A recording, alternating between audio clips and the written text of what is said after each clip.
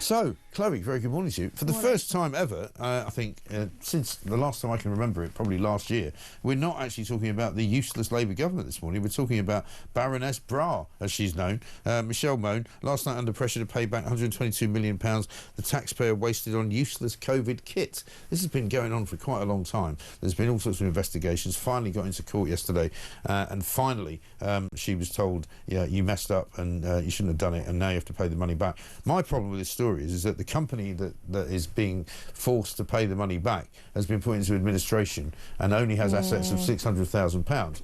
And clever people, clever lawyers, clever business people will say, well, you can't get any money out of that. The best you'll get is maybe £500,000, not 122 million. Yeah, I mean, £500,000 maybe better than nothing, but nowhere near exactly what's needed. And that is a heck of a lot of taxpayers' money at a time when you've got Rachel Reeves trying to move things around best she can to find a few billion here and there. 122 million is actually a lot of money. I mean, the government wasted so much money on PPE that they didn't even need. They just, I mean, they ordered, I believe they ordered from this company, that is the Baroness's husband's company, I believe. 10 years worth of excess gowns, and they were all supposed to be sterile, and the contract says that they weren't. The contract says I think only 1 in a million gowns can fail the test, but they tested 140 gowns to see if they were sterile. 103 failed the test. But it shows you, doesn't it? It tells you, going all the way back to COVID, because I think many of us have forgotten how bad it was. There was this kind of blind panic going on in government where they just went, right, oh, have you got any gowns? Right, I'll buy them from you. And they just gave them whatever money they had to buy in these things that they hadn't even tested. And at the time, interest rates were pretty low. And so the government thought, oh, borrowing's cheap. We can just splash cash up the walls. We can borrow as much as we want. It's fine. It'll be cheap to pay back later. But I think that a lot of the economic problems that we have had post-COVID, I know you've got idiots to say, oh, it's all because of Brexit. No, I think a lot of it is actually to do with how we completely not just spent a load of money, but put the whole economy on halt intentionally. I mean, that's a pretty unprecedented thing to do, is to put yourself into an economic meltdown on purpose. I think it's caused a huge amount of problems. Totally. Well, they caused massive problems in the economy, massive problems in unemployment and employment. People working from home suddenly started working from home. You know, the schools that damaged young children. They've messed a lot of people up psychologically, not just young people, but a lot of people who are actually still today struggling with socialising and still getting back to the workplace and a proper way of life. And people who are frightened of germs and frightened of getting on the public transport. Oh, I still see masks. It all the time today. You're kind of going, what's wrong with you? Yeah, I see people on the tube who have got, I saw someone with multiple masks on the other day, and someone did, you know, because I did post something and say, oh, this is ridiculous, and someone said, oh, it could be someone whose partner is maybe going through cancer treatment. They need to be extra careful, but it's still way more prevalent than it ever was before COVID, seeing people with masks on the tube and of freaking out if anyone comes anywhere near them. I've got plenty of sympathy for people who say, look, I need to protect myself because I've got a partner who's you know, got various comorbidities and they might be at risk. But the thing we know now, though, is that masks don't work. So exactly. It's all very well for you to go, I'm going to wear a mask and go on the tube and I'll be fine. Well, you won't be fine, because actually the mask doesn't protect you from getting a germ that might harm or kill your partner, I'm especially if it's one of these homemade masks, right? If someone's wearing a proper medical grade mask, maybe it will do a little something. Maybe. But when I see people wearing some dirty fabric mask that probably is full of bacteria because they haven't put it in the wash for the past month, I think, are you really doing anything there other than virtue signalling? Exactly. That is the thing. But the trouble with the story about Michelle Mone is that she's such an unlikable figure that there is literally nobody standing up for her. I'm certainly not going to stand up for her. I know her a little bit. I used to know her when I lived in Scotland, because in Scotland it's a very small pool of sort of so-called celebrity. So you sort of go to these events and she would always be there.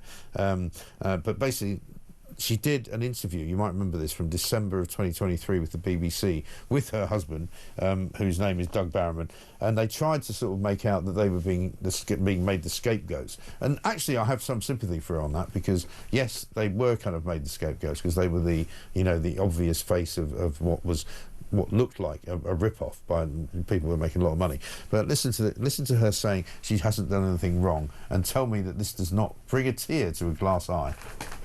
I can't see what we've done wrong. Doug and the consortium have simply delivered a delivery contract of goods. Well, here's what you've done wrong, Michelle. You've delivered a contract of goods, but the goods are no bloody good. That's what you've done. Yeah, That's like they a bit basically like saying, scammed the government. Yeah, it's a bit like saying you ordered, 1,000 punnets of strawberries, and we delivered the strawberries. It's not my fault. They're all mouldy. I mean, that's effectively what she's done. It's like if you buy a backpack off Temu and it comes in the post and it's this size. You see people, they order things off Temu and it comes something completely different. Yeah. And I think there are people like us who are absolutely furious about lockdowns and the government control that we have, but there are vast swathes of the public who actually are kind of sympathetic to the government in terms of lockdowns, because they think, oh, we were panicking, we didn't know what to do. Right. They can give them some sympathy, but where they don't give the government much sympathy is where there was a lot of sleaze going on and big contracts being given out to mates, and when you've got the husband of a peer being given such a huge contract, everyone sort of smells something fishy going on. It doesn't look right. Here she is in the same interview talking about lying to the press. Saying to the press, I'm not involved to protect my family. Can I just make this clear? It's not a crime. The press have got nothing to do with my family. I was protecting my family. And I think people will realise that in the press attacks that I have gone through since I walked into the House of Lords. I was a very successful individual businesswoman, and since I walked into the House of Lords, it's been a nightmare for my family. So that's not a crime to say to the press, to tell, the press what I did. That's not a crime. To be clear, what she's defending there is lying to the press. Because when they asked her about her involvement in this PPE scandal, she basically told them a whole sort of tissue of lies, which she says was acceptable on the basis that she was protecting her family. Well, not really. You can't, justify lying to people when they're asking you a straight question. You can decide to give no comment to the press or say, I'm only going to give you limited details. But to lie to the press, I'm sorry, there's no justification for that. There really isn't, no.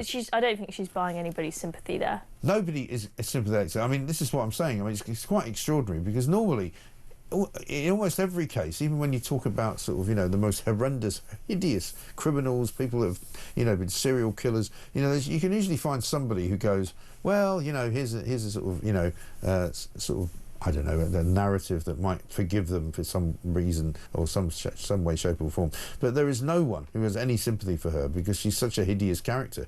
She's literally like, the wicked queen, isn't she? Yeah, and when someone's clearly very, very rich and very, I mean, she's trying to get sympathy there by talking about how much of a successful businesswoman she is. Right. And although some of us may admire that, I think a lot of people are looking at these two and thinking they have got absolutely loaded on taxpayer cash. Why on earth should we feel sympathetic towards I mean, to be fair to her, she did make money before that, but a lot of people, I mean, and I knew her, as I say, when she was sort of making her way up into the Ultimo, lingerie kind of business. And it was her husband, really, that built the business up, and she kind of was the front-facing person who was always doing the adverts and who was doing all the kind of PR for it. But it was the husband who was kind of the brains behind it, and she very much benefited from that. But she was a real, icon on the sort of the rubber chicken circuit, if you like, in Scotland when I was living there. And every time you went to a black tie dinner, she'd be sort of a guest of honour, and she was seen as this incredible success story. A woman who had brought herself up from a poor background in the East End of Glasgow, suddenly become a multi-millionaire. And good luck to her. However, it all went horribly wrong, not least because of this, as you say, ripping off the taxpayer. And people don't really forgive that. And, people like her shouldn't be in the House of Lords, and now, of course, the Labour government are saying we should strip her of her peerage. Yeah, and I agree with that. Probably. I agree with that. I mean, I know she can say, oh, it's my husband's company, but it seems like they do all their business dealings hand in hand with each other.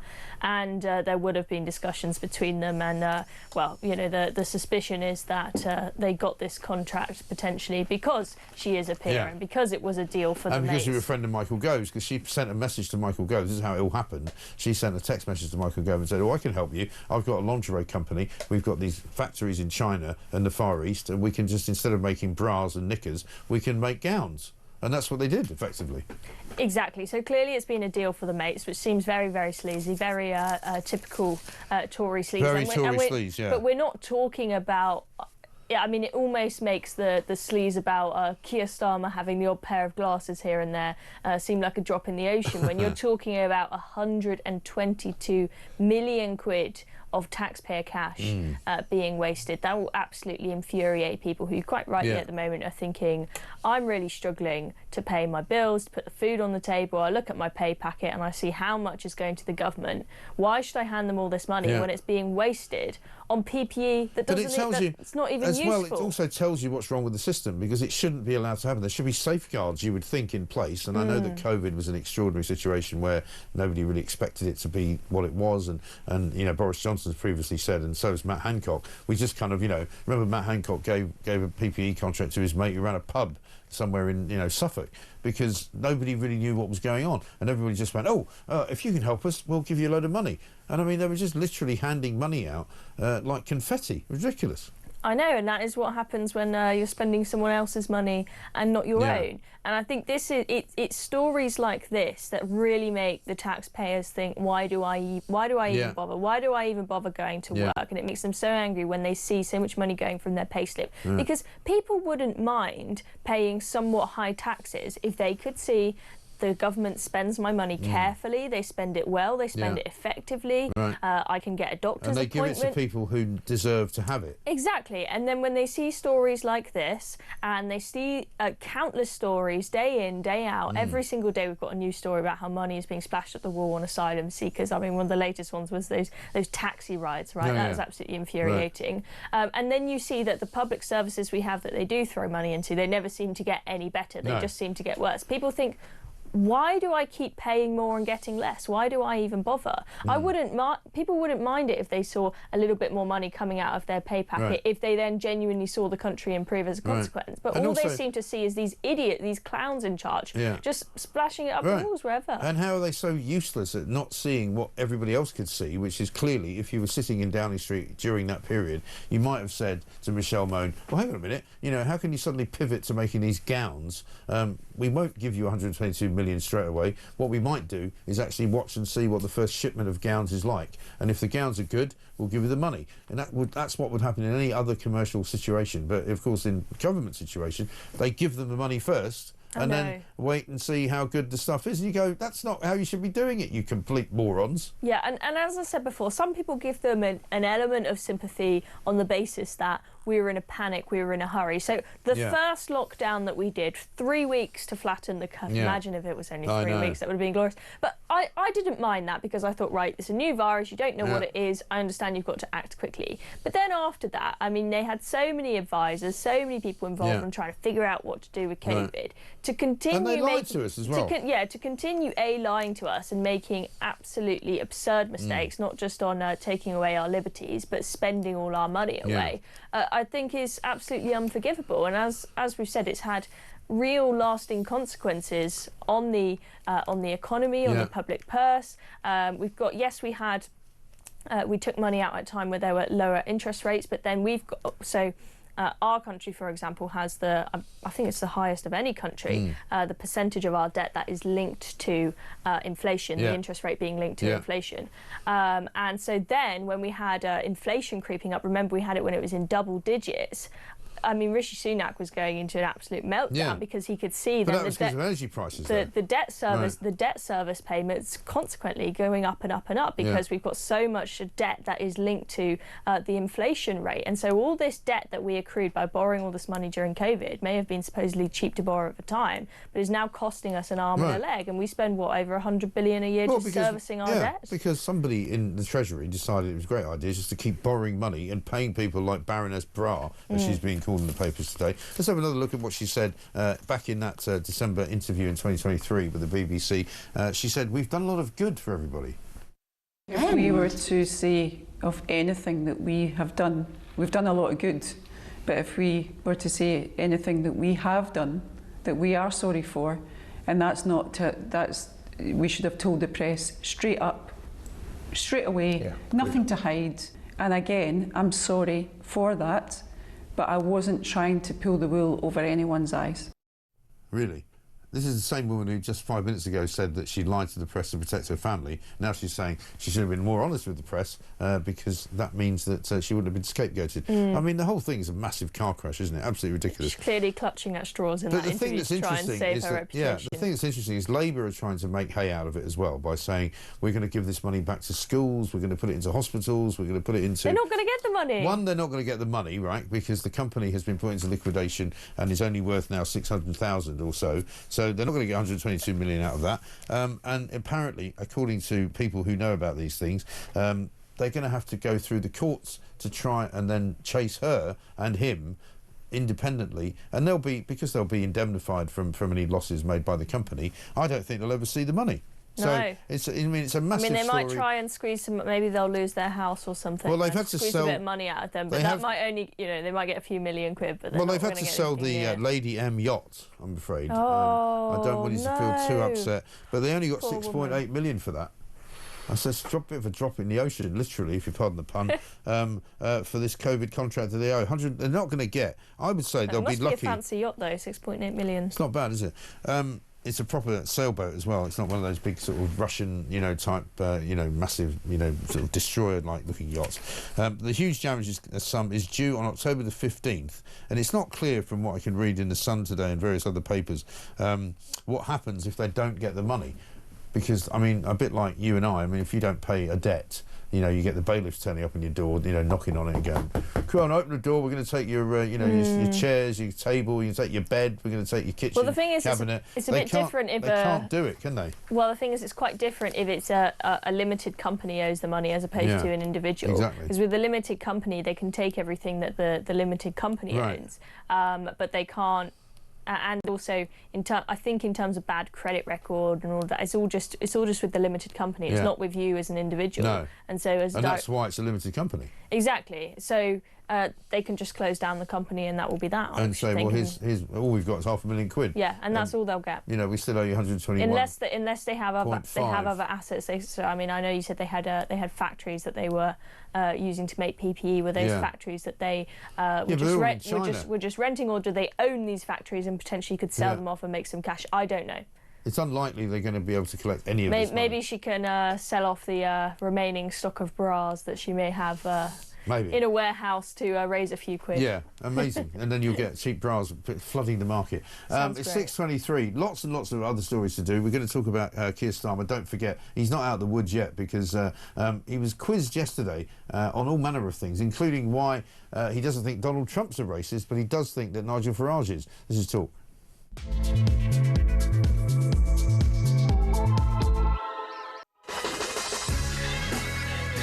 Welcome back to Morning Glory, 6:27. I'm here with Chloe Dobbs. We're looking at all the stories on the front pages today. We've looked at Baroness Mone, Baroness Bra, some people would call her. Let's get a voice note from Anna. Morning, Mike. Anna, sorry. Reference Baroness Bra. Quite frankly, Mike, with the amount of dishonesty that's going on currently, I don't really care. I don't care too much about Baroness Bra and her dodgy millions. It's a drop in the ocean to what Labour are doing, and the lockdowns are what killed this country, not Baroness Bra. And the lockdowns, left to Labour, we would still all be locked up, all scared of catching a cold, Michael, scared that our 98-year-old granny might die. Honestly, it's just another dead cat. And coming from someone that's got a cat around, I shouldn't really say those words, but hey. Listen, Anna, I hear what you're saying, and I'm sure there'll be a lot of people that will say the same thing, but I think the sheer amount of money that we're talking about here, which is why it's a big story, is why it's made the front page. £122 million that the government is trying to recover from Baroness Mone and her husband Doug Barrowman, and I think that is partly why it becomes a massive story. This from Kim, who says, when Baroness Mone said she had a back door to China, was that a new lingerie range she was introducing rather than PPE? I don't know, Kim. I can't answer that question, but thank you for asking it. The problem is that this is just a drop in the ocean. She says that she's been made a bit of a scapegoat. which is to some extent true, because there have been lots of other contracts, like we say, like Matt Hancock giving his mate a contract in a pub in Suffolk. And, you know, the whole corruption of the system, I think, is what the story is really, more than it is about just one individual, you know, Scottish entrepreneur. But, you know, it lays bare the fact that governments, when they don't know what they're doing, do some really, really bad things and cost us an awful lot of money. And, you know, we should get the money back, but we probably won't. That's the problem. Yeah, I mean, especially because she's a peer, that's one reason why this is a big story. Right. I don't think it's just the case that there's some specific vendetta against her. And it's not just her that there's been bad press about the contracts. It just so happens this is the big splash. Well, let's talk about today because of this judgment in court. But let's talk about the House of Lords. Let's talk about the peerage system, because, you know, we've got people like Jackie Smith, who's now a member of the government, but she's a peer. She was given a peerage basically because she was a member of the Labour cabinet under Tony Blair. But let's not forget that she claimed expenses for her husband's porn videos. She claimed expenses for her barbecue furniture that she bought in the garden for a second home, because they kept flipping second homes backwards and forwards. You know, there are people there, Lord Peter Mandelson, you know, what's he doing there? You know, Lord Kempsell, you know, Boris Johnson's mate, who's gone in there at the age of 31 to be a peer. You know, you just think there's something wrong with the system of peerages, isn't there? Yeah, there clearly is. I mean, I doubt it will ever be abolished. A lot of parties will speak in their manifestos about House of Lords reform, but then when they actually get into government, well, it's not really the priority, because your average member of the public doesn't really care that much about constitutional matters. But I mean, it's clear to me that if we're going to have a peerage system, that the committee that vets them and decides whether they are appropriate or not, there clearly needs to be some changes on that committee, because people seem to get in for doing nothing if they're just some mate who's helped out the Prime Minister at some point, and not in some sort of way that's helping the community. Well, Michelle Mone got in for services to commerce, you know, which is all very well. Yes, she seems to be a very successful woman in business, but, you know, why should you get a peerage just because you're quite good at your job? Well, we heard that, didn't we hear a Colin Firth's ex-wife ripping up her MBE, and we think, oh, well, why did she get it then? And she says it's for sustainable fashion. I know. And I think, I know I'm talking about MBEs here rather than peerages, but it's just another example of a system where you seem to get awarded for doing something that's not really that admirable. No. If you've cured cancer or something, then fine, you can have an award or you can have a peerage. But just because you've built some bra business, I'm sorry, why does that entitle you to a peerage? I know. And as a peer, I mean, sure, maybe it's good to have people with some business experience in there, but I don't see why specifically having a bra company means that you're able to be the person that vets legislation after it's gone through the House of Commons. I don't think it doesn't necessarily make you a good politician. I don't think there's any secret of the fact there are some Conservative leaders, shall we say, and I think David Cameron was one of them, who was slightly sort of taken aback by a woman who liked wearing a push-up bra and was quite good at selling lingerie. And so I think he probably had some fantasies about that and went, let's put it in the House of Lords and I can have dinner with her every now and again. Pretty privileged. Exactly right. Lots of stories about asylum this morning, because the Times have got automatic rights for refugees to be scrapped. So Keir Starmer has pledged to end a golden ticket for asylum seekers by requiring refugees to earn their right to bring family to Britain and scrapping automatic settlement. Again, this is another one of these stories which sounds good when you read it out, but how exactly are they going to do it? And I'm going to give you a little treat here, because this is Keir Starmer. Yesterday, he went out yesterday to try and do damage control after his ridiculous speech about racism and how the Reform are a racist party. And this is where Beth Rigby, I mean, I'm not a big fan of Beth Rigby's, and she's been very sycophantic towards Keir Starmer lately, but she actually nails him here and tries to get him to admit that maybe if he thinks Nigel Farage is a racist, what about Donald Trump? Check this. Donald Trump said under Sadiq Khan, London is being driven towards Sharia law, is it? No, of course it's not. Okay. That's nonsense. Isn't it that racist as well? Well, it's nonsense. Isn't it racist to accuse a Muslim mayor of driving London to Sharia law? I'm not going to start down the road of discussing whether things said by others are racist or not. Well, you just discussed Nigel Farage having a racist policy, so you literally are discussing that. I have been really clear that the idea that in London we're introducing Sharia law is rubbish. Is it racist? It's rubbish. Does it not bother you when he says things that you know are not truthful and you won't actually call it out? Well, what matters to me is that the relationship between the US and the UK on defence and security and intelligence is the closest relationship in the world. It is what helps to keep us safe in this country. And therefore, of course, I work closely with the United States President. Yeah, but is it racist, Keir? She can't answer the question because she got him there, didn't she, really well? Because clearly, if it was Nigel Farage who had said there's Sharia law being practised in London, he would have called that racist. But he's so frightened of Donald Trump, he won't call it racist. Yeah, I mean, first of all, the question is a bit dumb in that Islam is not a race. So saying were Trump's comments racist was a bit of an interesting question to go with. But I do like how she got him at the end by saying, how she trapped him. Yeah, exactly. How he said, I'm not going to comment on whether things are racist or not, rather than actually addressing the question properly. And she says, well, yes, you have. Right. Because you've done the same with Farage. Exactly. It's too little, too late. Well, you can't pretend that he didn't say it anymore. You could also make the same argument about his claim that Nigel Farage's policy is racist, because he's assuming that Nigel Farage's policy about immigration is all about people with different coloured skin. It's not, because people come here from Albania, people come here from, you know, Eastern Europe, people come here from other countries in the world where the majority of the population is white, and it's not got nothing to do with race. It's got everything to do with people coming here illegally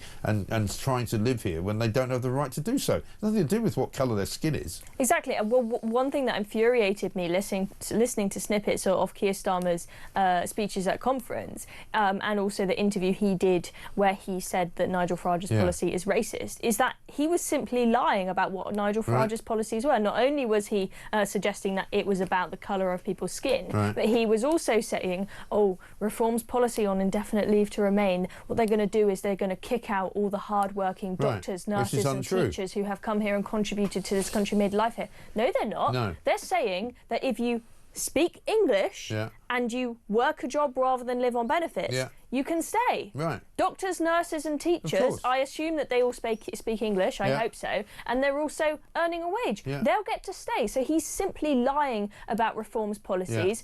They also were going at it saying that Reform are going to make you pay for the NHS. They've been doing this for ages. They've been putting out all sorts of graphics on their social media about how much it's going to cost to get your appendix fixed if Reform are in power, or it's going to cost you 15 grand. More lies. Reform say that the NHS will always be free at the point of use. Now, they may decide to bring in some private contracting, but it will always be free at the point of use. So it's just a lie. Which, by the way, the NHS is already doing. You know, they've already got loads of private contracts. I mean, there are more people being sent to private hospitals now under the NHS's kind of, you know, auspices than ever before, because the NHS knows that they can't handle putting people into their own hospitals. So there's already all sorts of contracts going on between private healthcare providers and the NHS. So it's all completely disingenuous. It really is. But again, we've got Keir Starmer trying to, on the one hand, you know, sort of assuage the people on the right wing of the party who are worried about him losing votes to Reform, while at the same time trying to assuage the left wing of the party and saying, oh, we really like refugees, but there are some people that we don't like, so we have to be really careful about who we let into the country. So what they're doing basically is copying Reform policy, while at the same time trying to pretend that Reform policy is racist. It makes no sense. Yes, it seems to me that their strategy is call Reform's policies racist and then copy them. I mean, I was so confused when just after he had called their policies racist, I then look at the Monday morning, that was on Sunday, right? He said, I then look at the Monday morning front pages and I see Labour's policy announcements on immigration, and I think, is this a Reform announcement or is this a Labour announcement? Because it sounds almost exactly the same on their policies on indefinite leave to remain, saying you need to speak English and you need to earn money and you need to be contributing in order to stay here. I mean, there were some differences, right, in that Reform. I'm thinking of looking backwards at people who already have indefinite leave to remain, but the differences were quite nuanced. They're saying almost exactly the same things as Reform, and then they're coming out today with more things. So we're hearing that they are going to try to build all these camps, put them in army barracks rather than hotels. Yeah, that's on the front I mean, page of the Labour Sun, would have been kicking and screaming on the opposition benches. I mean, they said that the RAF, Wethersfield, those bases, those needed to be closed down. It was too inhumane. And we know that none of this is going to happen. And then they've said, oh, you're going to lose your right to bring any family members here if you're a refugee. And also, if you come here as a supposed refugee and then you're not earning enough money and contributing, we might send you back. So they've put out all these policies that sound tough, but the reality is, so long as we are still listening to human rights laws, as long as we're still a member of the ECHR, it's not going to happen. And Daniel Hannan has done a good piece in The Sun today, where he is saying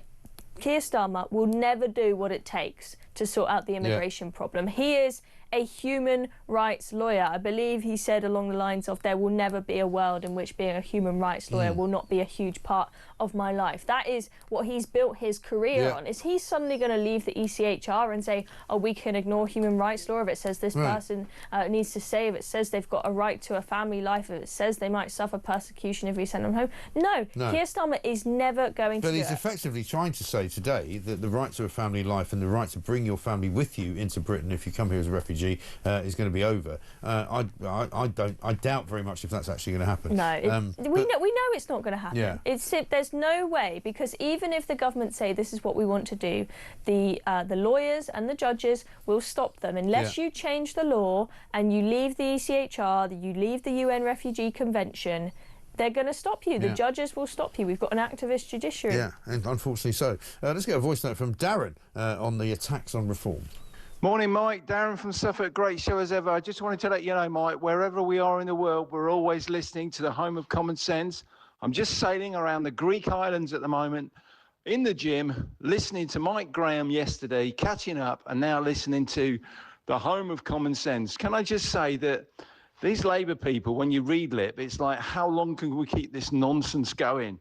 It's absolutely ridiculous. I mean, they call Nigel Farage a racist, extremist, and then McMoog gets up and she does exactly the same, exactly verbatim, the strategy. So she must be a racist too then, surely. Have a lovely day, Mike.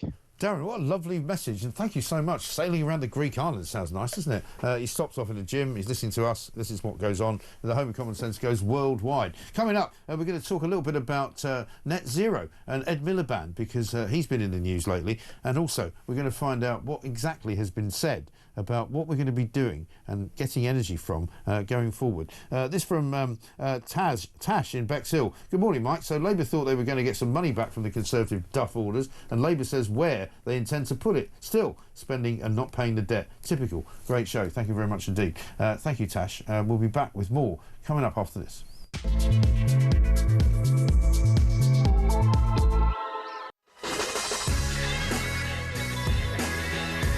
Welcome back to Morning Glory, 6:44. I think by the times we're nearly finished with the first hour. Chloe Dobbs is here. How about this? I keep hearing how rich Michelle Mone and her husband are, says Claire, but I can't get out of my head is Doug's incredibly ill-fitting shirt when they did that interview. A small, pointless observation, but it's always in my head. It's a good point. You know, this is a woman who's supposed to be at the height of fashion, albeit, you know, fashion that you wear under your shirt, lingerie, but, yeah, he doesn't look like he dresses terribly well, does he, John Barrowman? And you'd think if she were married to Michelle Mone, she would be one of those women that would go, you can't go out looking like that. What's wrong with you, man? This from Anne in Devon, who says, hi, Mike, if a company CEO wasted millions on a contract that turned out to be dodgy, the CEO would be at fault. Surely, therefore, the buck stops with Boris Johnson and Rishi Sunak. Labour are just taking advantage of this mess to sound tough. Probably some truth in that, actually. Let's talk about wind power, because Britain blows £1 billion on turning off turbines during high winds, it says here on the front page of the Times. Just before we get into that, though, Chloe, here's a voice note from James. Good morning, Mike. Good morning, Chloe. Now, I'm getting so infuriated, Mike. I know I bang on about this a lot, but the fact hard-working Brits like yourself, like me, like Chloe, and a lot of people are quite, honestly, Mike, they're getting so cheesed off with these people running the country, Mike. We are paying these people to run the country and make our lives better. And what they are doing, Mike, is quite absolutely scandalous. I mean, Starmer, scandal after scandal. He seems to wriggle his way off that fishing hook, Mike. But I just can't believe it, Mike. And Lammy, after all them comments he said about Farage and the Hitler Youth, why is the mainstream media not pushed about that? Also, Starmer and the donkey scandal. Unbelievable, Mike. We have to pay these people. Anyway, Mike, enjoy the rest of your day. Cheers, mate. James, thank you very much indeed. James speaks for an awful lot of people. People are just fed up to the back teeth of the way this government is running the country. One blunder after another, one scandal after another, and then they've got the absolute temerity to start calling everybody racist because they don't agree with them. I know. It was an absolute blunder for Keir Starmer. to do that. And I think he thought they've put together this whole team now in Number 10 of people to combat reform. Right. And someone clearly... It's not working. Someone clearly thought if we call their policies racist and then copy their policies, that is the way to combat the Reform Party. No, it's an absolute... Even if he genuinely thinks Reform is racist and their supporters are racist and their policies are racist, keep that to yourself, Keir Starmer, because to say that out loud, I mean, it may have been a bit of a slip of the tongue there in that interview, but then we had Shabana Mahmood say he's worse than racist, David Lammy with his Hitler Youth comment. They can't seem to keep their mouth shut. What that does is it sends a message to everybody supporting reform. Even if you were trying to just say you thought something about a specific policy, it clearly sends the message to everyone supporting reform that Keir Starmer thinks that they are racist. Well, and I mean, the Mail today have got a big headline across pages 8, 10 and 11. Starmer's attack on Farage backfires. Dan Hodges is writing a piece. He says, why Labour ministers say the Prime Minister's speech was a final fatal blunder, and party plunges in the polls as the Prime Minister ramps up his words of reform. So there's no question that he got it completely wrong. The people behind him are now realising they've got it completely wrong. And just to add insult to injury, let's move on to this wind turbine story. Energy bill payers have spent a record £1 billion this year to switch off wind turbines because of flaws in the UK's drive for net zero. Ed Miliband, of course, yesterday was making all sorts of noises about all sorts of things. Here he is talking about Elon Musk. Check this out. Elon Musk. Elon Musk. He incites violence on our streets. He calls for the overthrow of our elected government. He's an enabler of disinformation through X. He thinks he can tell us how to run Britain. Conference. We have a message for Elon Musk. Get the hell out of our politics and our country. He's not in the country. He's not in the country. Ed Miliband also has an account on X, which he keeps posting on. If he doesn't like Elon Musk, why does he do that? Because he's making money for the guy. And also, Ed Miliband trying to look hard and, threatening is about as scary as, your pet rabbit running at you. Yeah, it sounded like that was his best attempt there of putting on a serious... Get the hell out of her! Sorry, sit down, mate, for God's sake. Yeah, I mean, Elon Musk is not without his flaws. I think he often goes on some very crazy rants on X, and I don't like how he's decided to go on a bit of a rampage against Farage and is saying, he's not the man to do. It clearly shows that maybe he doesn't quite understand our politics. No, I don't think he does. Yeah, but he's allowed an opinion. He can say what he wants. If we want to say... I mean, the great thing about X is that we all have free speech on it now. And if we want to say silly things, we can say silly things. Well, Ed Miliband talks about disinformation and people giving out disinformation. He's one of the greatest purveyors of disinformation. We're still waiting for £300 off that he said we were going to get when they got in on our energy bills, which still hasn't happened. I mean, we've been talking about COVID a lot in the show because of the contract story. Remember in COVID, when you could have your Twitter account banned, taken down, and all your posts removed if you questioned vaccines or masks. And then now... Talk TV had our account taken down off of YouTube because of some things that were said that they didn't like. Yeah, there was a huge censorship campaign. So that's what happens when you allow governments to try to stop the spread of disinformation online. Let everyone say what they want, and we can figure out. And you know what's really good is the community notes and the the Grok AI on X that will help verify whether things are right or wrong. Because people do often share stupid stuff and put a title on it that isn't necessarily true. Some of the biggest purveyors of misinformation are governments. No question about that. Exactly, That's what they do. It's not just us. Let's have a look at this. This is Trump and Starmer at Turnberry. This is when Trump visited this country earlier, and he sort of hosted Keir Starmer. And Keir Starmer, if you remember, didn't put any tweets out about this, even though he was supposed to be the man sort of hosting it. It was obviously the other way around. But when he was rather apologetic to Donald Trump, when Trump said, wind power is a waste of time. Wind needs massive subsidy. And you are paying in Scotland and in UK and all over the place where they have massive subsidies to have these ugly monsters all over the place. They also kill all your birds. They wipe out. It's interesting. If you shoot a bald eagle in the United States, they put you in jail for 5 years. And yet windmills knock out hundreds of them. They don't do anything. You explained that. So it's a very expensive energy. It's a very ugly energy, and we won't allow it in the United States. So we believe in a mix, and obviously oil and gas is going to be with us for a very long time, and that'll be part of the mix, but also wind, solar. The mix. We believe in the mix. We believe in the mix. What's he talking about? Well, according to this, we may well believe in a mix, but it's costing us an awful lot of money. The grid operator had to pay £4.9 million to buy energy from abroad and switch on expensive gas power generation to meet demand because the turbines couldn't provide enough energy for the grid. And if it was if we were relying on simply wind turbines, we would have no energy at all. Well, I mean, this is the big problem with our net zero project, is that our national grid is made for the dark ages. There is no point building all of these wind turbines and putting all these solar panels up if the national grid cannot cope. You know that it's windy, not consistently. Sometimes it's very windy, sometimes it's not windy at all. So the only way that wind power and solar power works is that when there is a big spike in energy being generated because it's a windy day, that we can then store that for later when it's not windy. But at the moment we simply don't have the infrastructure for it, and we're having to pay companies to turn the wind turbines off. Just yesterday we paid the electricity operators 1.3 million just yesterday to turn the wind turbines off. So this is just where our net zero policy seems absolutely ludicrous, and that comes through to us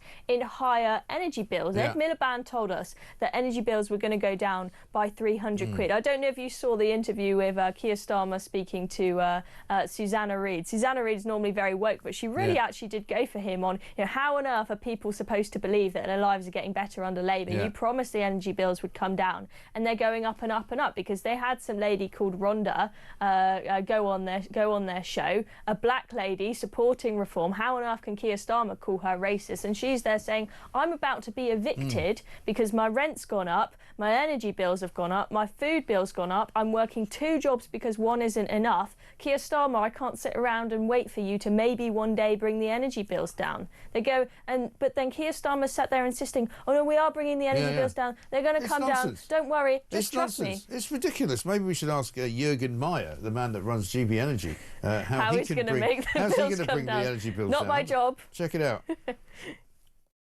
It will help bring energy prices down. When? Well, it's a matter for government and policy to decide. But as the boss of this, and as someone who is driving forward the ambition of the government, you surely have an idea in your head of when that central pledge to the people of reducing their bills by £300 will come into action. It is not in the remit of Great British Energy to work out exactly how that energy costing gets through to the consumer. Brilliant. Well, why did we bother setting up Great British Energy then? You might well ask. What was the point? There was no point, and there still is no point. We've got to take a break, though, because we're running terribly late. I'm getting in a lot of trouble. We'll be back after this.